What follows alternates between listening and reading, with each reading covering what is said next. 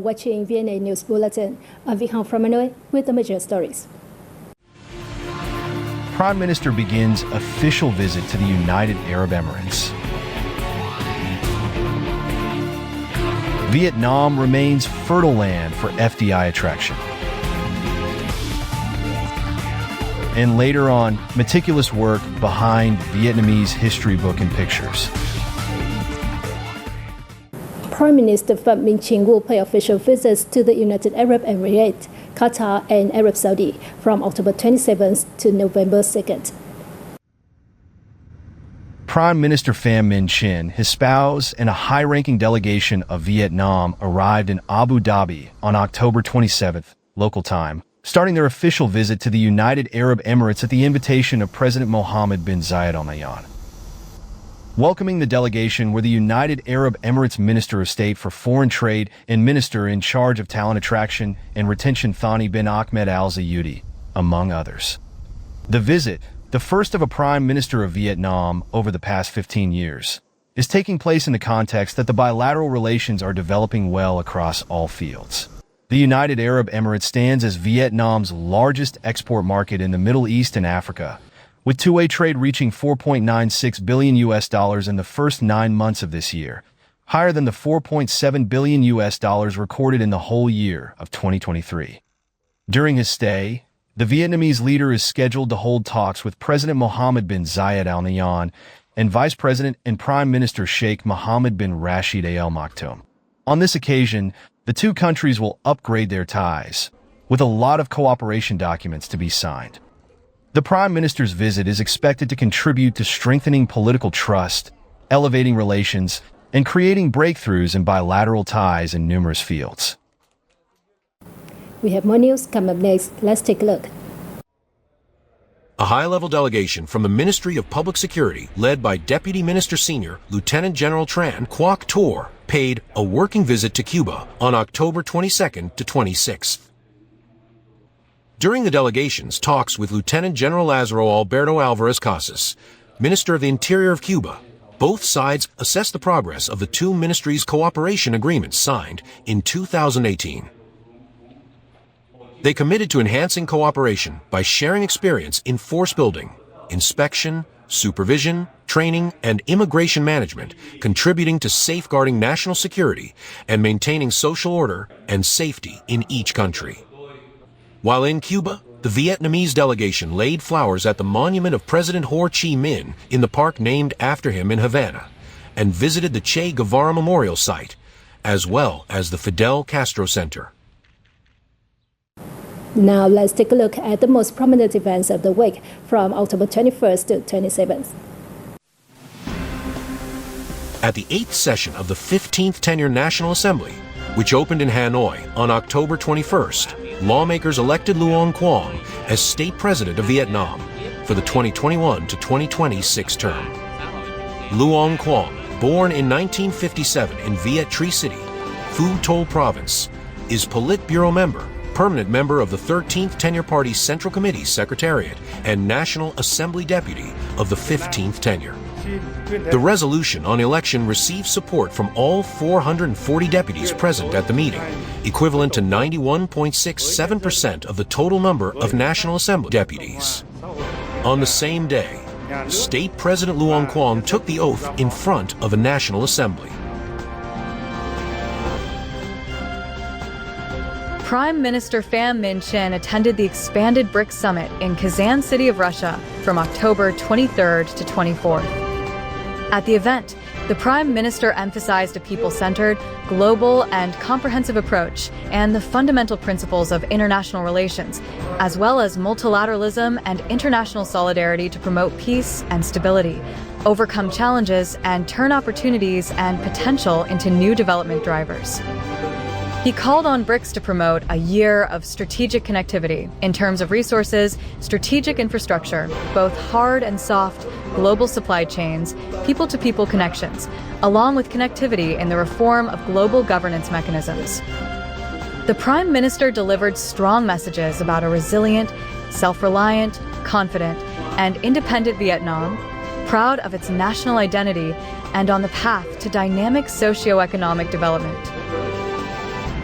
During his trip, Prime Minister Chin had nearly 30 bilateral meetings with leaders of Russia and other BRICS member countries, and guests attending the meeting to continue promoting relations with other nations and international organizations in a more intensive, practical, and effective manner.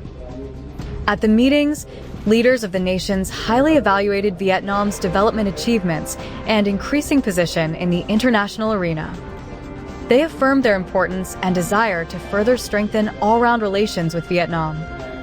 Prime Minister Chin and leaders of the countries agreed to prioritize increasing delegation exchanges at all levels, enhancing economic, trade, and investment cooperation. They affirmed their determination to jointly expand cooperation in the fields of defense, security, education, training, labor, science, technology, culture, people-to-people exchanges, and new fields of cooperation, such as digital transformation, green transition, circular economy, and knowledge-based economy. Speaker of the House of Representatives of Malaysia, Tan Sri Dato Johari bin Abdul, paid an official visit to Vietnam from October 22nd to 25th. During his talk with his Vietnamese counterpart Truong Thanh Mun, the host leader proposed intensifying collaboration in investment, technology, tourism, trade, and energy, thereby expanding trade opportunities and fully tapping each side's comparative advantages. The Vietnamese top legislator proposed increasing high-level and all-level meetings between parliamentarians of the two countries and the two friendship parliamentary groups to exchange experiences in the field of legislation, supervision, and decision-making on important issues of each country. Johari affirmed that he will make efforts to coordinate with Vietnamese agencies to promote the early resolution of issues in the spirit of the strategic partnership between the two countries. At his reception for the Malaysian guest, Party General Secretary To Lum suggested the two countries increase exchanges and contacts at high and all levels to consolidate political trust, coordinate on issues of mutual concern, further facilitate economic, trade, and investment cooperation, and enhance defense security cooperation, among others.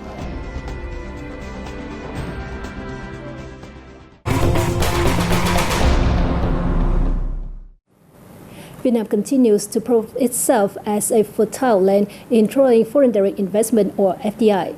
Currently, numerous foreign investors are allocating funds and accelerating investments to establish long-term operations in the Southeast Asian country. According to the Foreign Investment Agency under the Ministry of Planning and Investment, total registered foreign investment, including new capital adjustments and capital contributions via share purchases, exceeded $24.7 billion in the first 9 months of this year, up 11.6% year-on-year.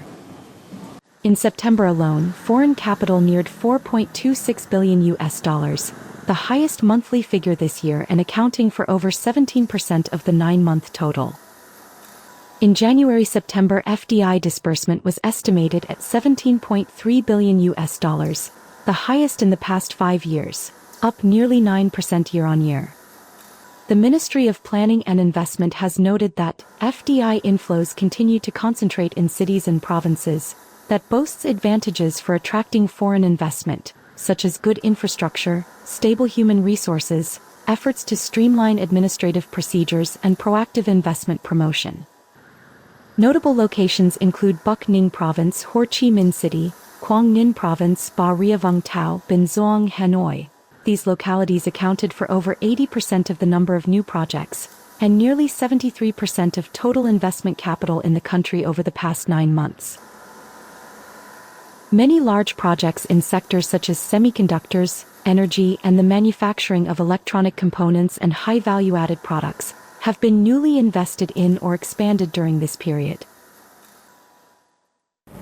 Ninh Bình Province has actively promoted activities to enhance the protection, regeneration, and development of aquatic resources to prevent the trend of depletion. These efforts not only help maintain ecological balance, but also effectively manage and exploit the coastal economic potential, providing livelihoods and economic benefits to local residents. Ninh Bình Province, with its 18.34 kilometers coastline and diverse river system, offers ideal conditions for fisheries development. However, in recent years, aquatic resources have been in decline, mainly due to increasing environmental pollution, complex climate change impacts, and limited public awareness. The Ninh Bình Border Guard Command organizes multi-level patrols with various means to protect the maritime border, while also promoting public awareness and monitoring local fishing activities, both in the province and in adjacent coastal areas.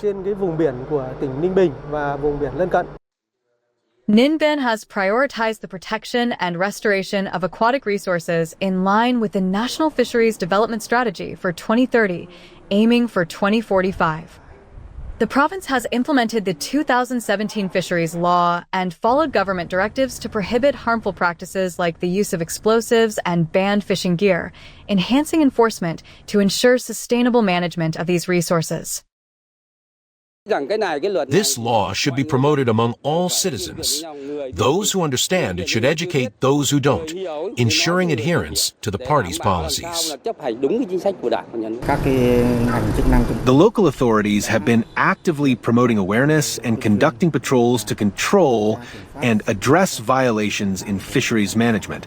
Since 2021, effective management and enforcement actions have significantly improved the protection of aquatic resources, leading to a rise in public awareness and a recovery of fish stocks. In the near future, the fisheries sector will mobilize resources to enhance the regeneration of aquatic resources, focusing on releasing native species at risk of extinction. Efforts will include strengthening protection organizations at all levels, investing in infrastructure, and collaborating with authorities to monitor and address violations in fisheries conservation.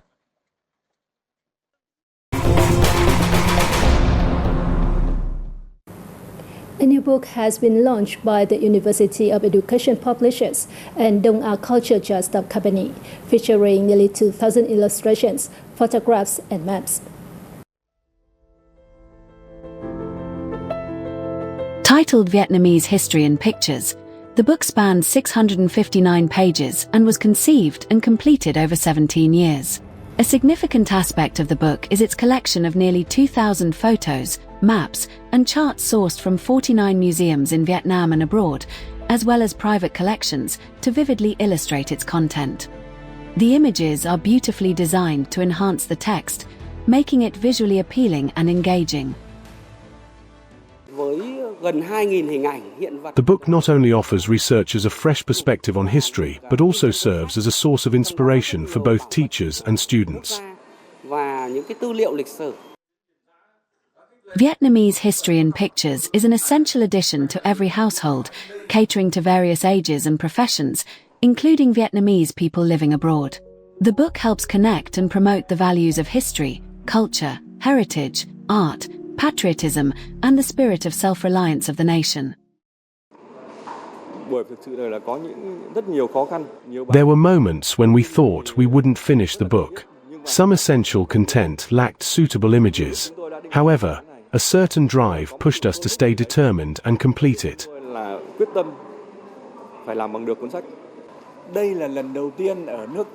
This is the first time in Vietnam that a pictorial history book has been published. Imagine 2,000 images illustrating many activities of our nation over tens of thousands of years.